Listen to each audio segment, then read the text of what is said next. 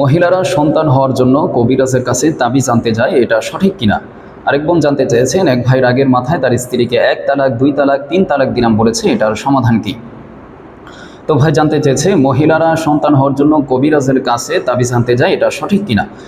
এর উত্তরে বলবো, পবিত্র কোরআনে সূরা শুরার 49 এবং 50 নং আয়াতে আল্লাহ রাব্বুল আলামিন বলেন, ইয়াহাবু লিমান ইয়াশা ও ইনাসা, যে আমি আল্লাহ যাকে চাই তাকে কন্যা সন্তান দান করি, ওয়াহাবু লিমান ইয়াশা ও যুকুর, এবং যাকে চাই তাকে ছেলে সন্তান দান করি, আও ইউজাউইজুহুম যুকরানা ওয়া ইনাসা, এবং যাকে চাই তাকে ছেলে এবং মেয়ে উভয়টাই দান করি, ওয়াজালু মান ইয়াশা ও আকিমা, এবং যাকে চাই তাকে আমি চিরদিনের জন্য বন্ধা রেখে দিই, কোনো সন্তান দান করি না।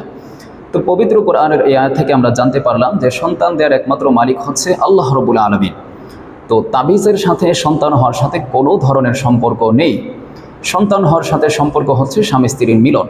স্বামী স্ত্রীর মিলনের মাধ্যমে আল্লাহ রাব্বুল আলামিন যদি চান তিনি কাউকে সন্তান দান করেন। তো এই জন্য কোনো মা বোন, কোনো মুসলমান যদি তাবিজের উপর এতটুকু নির্ভর করে থাকেন যে কোনো কবিরাজের কাছ থেকে তাবিজ আনলে তার সন্তান হবে, তাহলে তিনি ভুলের উপর আছেন, শিরকের উপর আছেন।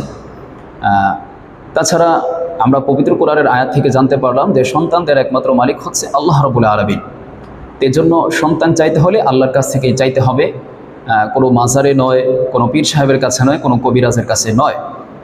যদি আমরা আল্লাহ রাব্বুল আলামিনকে বাদ দিয়ে তাদের কাছ থেকে চাই, সন্তান চাই, তাহলে এতে করে শিরক হবে। কারণ এর দ্বারা আমার ভেতরে এমন বিশ্বাস জন্মাচ্ছে যে আল্লাহ রাব্বুল আলামিন যেমনিভাবে সন্তান দিতে পারে, ঠিক আল্লাহর মতো কবিরাজ, পীর সাহেব বা মাজারের মধ্যেও সন্তান পাওয়া যায়। এই ধরনের বিশ্বাস জন্মাচ্ছে, যার কারণে এই কাজটি শিরক। এই ধরনের আকীদা বিশ্বাস পোষণ করা হচ্ছে শিরক। তাছাড়া রাসূলুল্লাহ সাল্লাল্লাহু আলাইহি ওয়াসাল্লাম জাবে তিরমিজির 2516 নং হাদিসে এসেছে, আল্লাহ রাসূল বলেছেন, ইযা সাআলতা ফাসআলিল্লাহ, যদি তোমাদের কোনো কিছুর প্রয়োজন হয় তোমরা সেটা আল্লাহ রাব্বুল আলামিনের কাছ থেকে চেয়ে নাও।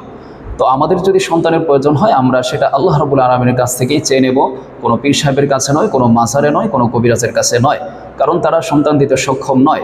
সন্তান দেওয়ার একমাত্র মালিক হচ্ছে আল্লাহ রাব্বুল আলামিন। আর পবিত্র কোরআন এবং হাদিস থেকে বা নবীদের কাছ থেকে আমরা সন্তান চাওয়ার যে শিক্ষাটা পাই সেটা হচ্ছে সন্তান চাওয়ার জন্য সর্বপ্রথম আল্লাহ রাব্বুল আলামিনের কাছে দোয়া করা। হযরত জাকারিয়া আলাইহিস সালাম, হযরত ইব্রাহিম আলাইহিস সালাম, তারা কিন্তু বার্ধক্যে পৌঁছেও সন্তান পেয়েছেন। জাকারিয়া আলাইহিস সালাম আল্লাহ রাব্বুল আলামিনের কাছে দোয়া করেছেন, রব্বি হাবলি মিন লাদুনকা যুররিয়াতান তাইয়্যিবাহ ইন্নাকা সামিউদ দুআ। ইব্রাহিম আলাইহিস সালাম আল্লাহর কাছে দোয়া করেছেন, রব্বি হাবলি মিনাস সলিহিন, হে আল্লাহ তুমি আমাকে নেক সন্তান দান করো। তো তারা আল্লাহর কাছে দোয়া করতে থাকার কারণে বার্ধক্যে পৌঁছার পরেও কিন্তু আল্লাহ রাব্বুল আলামিন তাদেরকে সন্তান দান করেছেন। সুতরাং আমরা নবীদের শিখানো এই দোয়াগুলো করতে পারি সন্তানের জন্য, সন্তান পাওয়ার জন্য। সর্বোপরি তাবিজের সাথে সন্তান হওয়ার সাথে কোনো ধরনের সম্পর্ক নেই। এই জন্য আমাদের এই ধরনের আকীদা বিশ্বাস থেকে সকল মুসলমানদের বিরত থাকতে হবে। আরেক বোন জানতে চেয়েছেন, এক ভাই রাগের মাথায় তার স্ত্রীকে 1 তালাক 2 তালাক 3 তালাক দিলাম বলেছে, এটার সমাধান কি।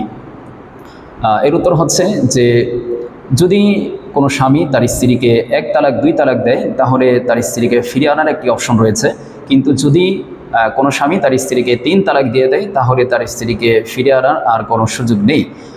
আর তালাক কিন্তু সাধারণত মানুষ রাগের মাথায় দিয়ে থাকে। জাবে তিরমিজির 1184 নং হাদিসের মধ্যে এসেছে, আল্লাহ রাসূল বলেছেন, সালাসুন জিদ্দুহুন্না জিদ্দুন ওয়া হাজদুহুন্না জিদ্দুন, যে 3টি বিষয় এমন রয়েছে, এই 3টি বিষয় যদি কেউ রাগ, গোসায় বা ঠাট্টার ছলেও যদি বলে সেগুলো কার্যকর হয়ে যায়। এই 3টি বিষয়ের মধ্য থেকে একটি হচ্ছে আত-তালাক, তালাক। তালাক এই বিষয়টি এমন, যেটা রাগের মাথায় বলুক বা হাসির ছলে, ঠাট্টার ছলে বলুক, সেটা কিন্তু কার্যকর হয়ে যায়। তো বোনের প্রশ্নের বর্ণনা অনুযায়ী যদি তিনি 3 তালাক দিয়ে থাকেন তাহলে তার স্ত্রী তার জন্য হারাম হয়ে গিয়েছেন। পবিত্র কোরআনে সূরা বাকারার 230 নং আয়াতে আল্লাহ রাব্বুল আলামিন বলেন, ফাইন তাল্লাকাহা ফালা তাহিল্লু লাহু, যদি কেউ তার স্ত্রীকে তালাক দিয়ে দেয়, ফালা তাহিল্লু লাহু, তার স্ত্রীটা কিন্তু তার জন্য আর হালাল থাকে না, তার স্ত্রীটা তার জন্য হারাম হয়ে যায়।